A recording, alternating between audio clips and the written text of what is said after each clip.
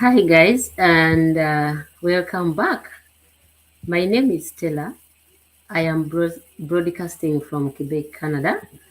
Those of you who have been watching my videos, thank you so much. Those of you who have subscribed already, thank you so much. And if you have not yet subscribed, please go ahead and subscribe so you can get updates whenever I post. So today I want to talk about the Express Entry Program. This is also another program that can be used for someone to come to Canada if you want. And like I said, I'm not an immigration lawyer. I'm just sharing from experience. And this time, this program is not a program that I used to come to Canada. For me, mine was different. It was the Quebec Skilled Worker. So this is different. However, because like I said, I did not have information. That's why it took me longer to migrate to Canada, just because I didn't have information. So what I want to do today is to bring information to those people who may not be aware, so they can go ahead and maybe try to use that same program to maybe if they want to come to Canada. Yeah, so today we are going to start. It's so hot here, guys. Today we've been into 35 degrees Celsius. It was very, very hot and it's still hot. So, well, I'll try. I hope I'm going to be able. But like I said, I'm not an immigration lawyer, but I just go and read and try to bring information closer to those people who may not know, but they need the information. So let's start. It's going to be brief, but I'm going to give you more information where you can go and read to learn more, so you can do what is required for you to be able to migrate to Canada under this program. So we shall use some the PowerPoint that I prepared, but I'll also take you to the government website so you can see exactly what is required for you to be able to learn more. So let's start. So the Express Entry program. Express Entry is an online system that is used to manage immigration applications from skilled workers.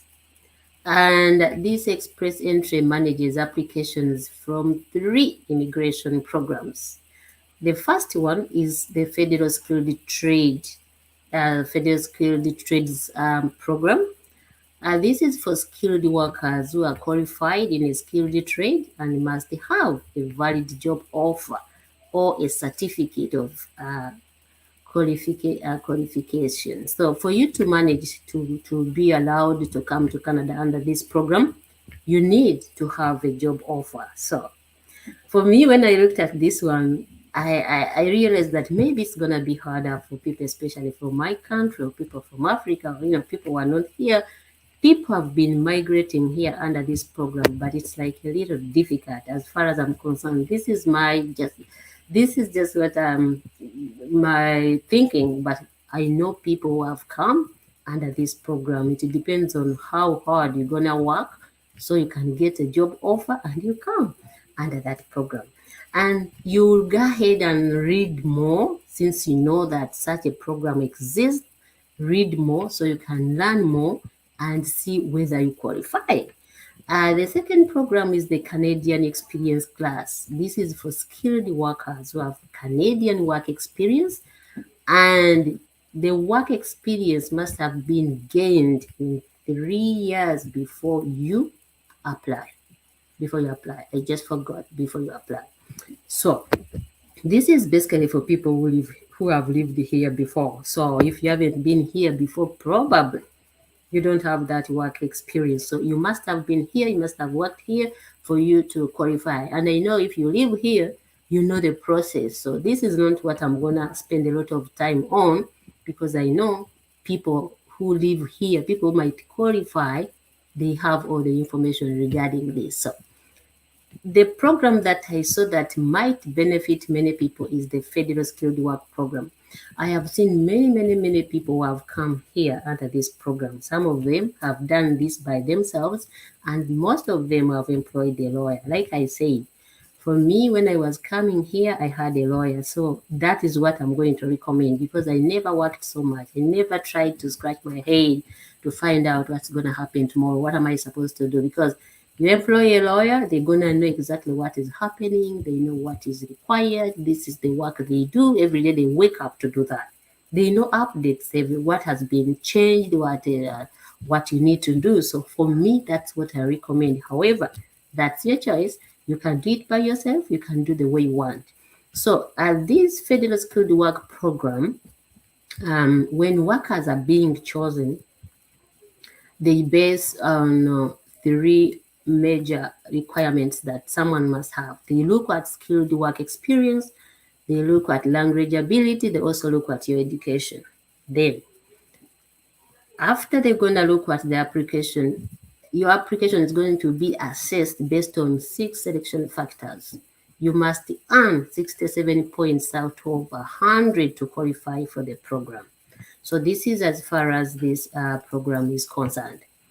So the 6 selection criteria they are looking at, factors they are talking about age, education, work experience, whether you have a valid job offer, English and or French language skills, and adaptability, how well you are likely to settle here. Then they'll look at later the proof of funds and also whether you can be allowed to live here. So we shall go ahead and look at those factors one by one, but I'm just going to show you where you're going to go on the website to check and read more for you to understand exactly what is required. So I'll go ahead and share what you are supposed to do at this point. Or maybe before we go here, I can also first show you the proof of funds, how much you need for you to be allowed to come here. Let me show you. You need a certain amount of money for you to be allowed to migrate to Canada.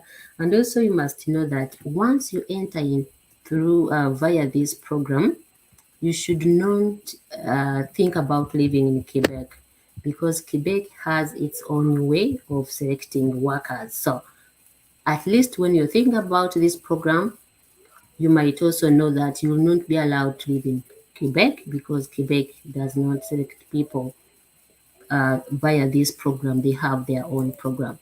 So this is the table. It's almost this is the table of the number, which is going to show you the number of people and the funds required. This is how it is. If it's one person, you need 13,000 Canadian, $300. 2 people, this is what you want.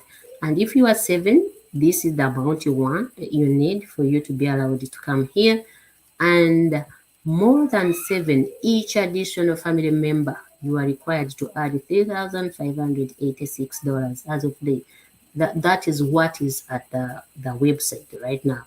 So let us look at what is required under every factor, so you can know whether you qualify, whether you are interested or you are not.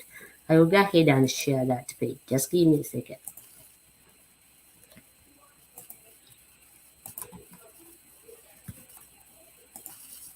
So these are the minimum requirements we talked about. We talked about the skilled work experience. You go read exactly what is required. They are saying that the skilled work experience means that you have worked in one of these national occupation classifications. You just click here and you saw them and you will see them. The job groups, these are the job groups. You're going to come here and read, because if you read at your own pace, you're going to understand exactly what you need. You just need to know that this also happens, that we have a program like this.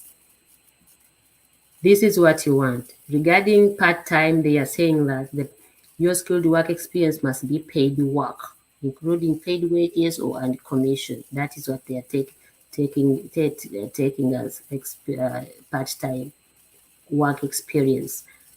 If also you're a student, this is where you're going to read. This is the language ability.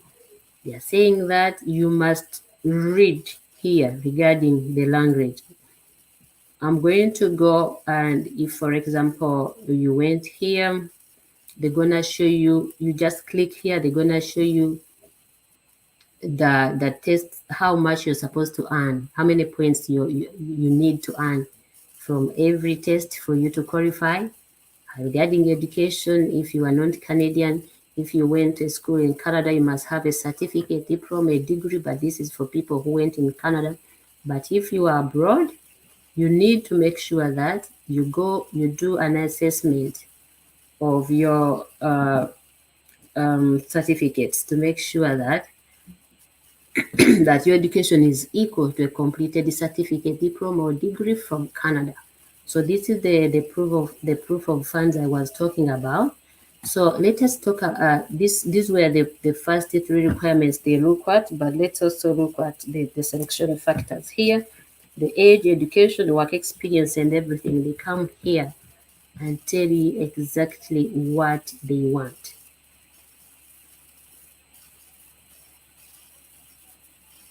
Just give me a second here. How they select these, the selection factors here. The non-requirement,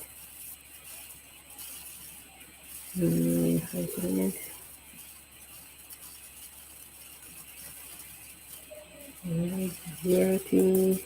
You just click on everything and they show you. They're gonna show you exactly what they want.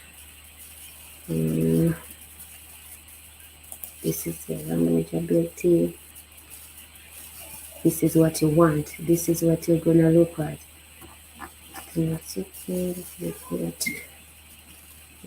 Something here.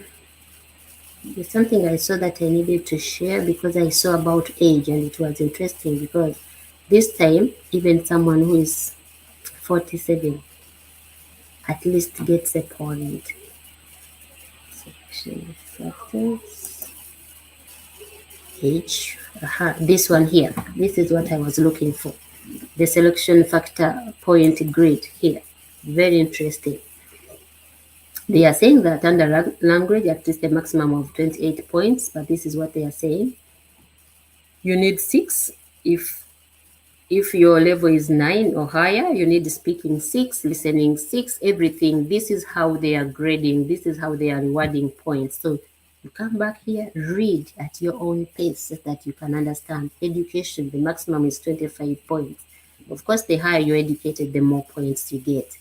You're gonna come here and click on everything you see blue. It's gonna give you more information.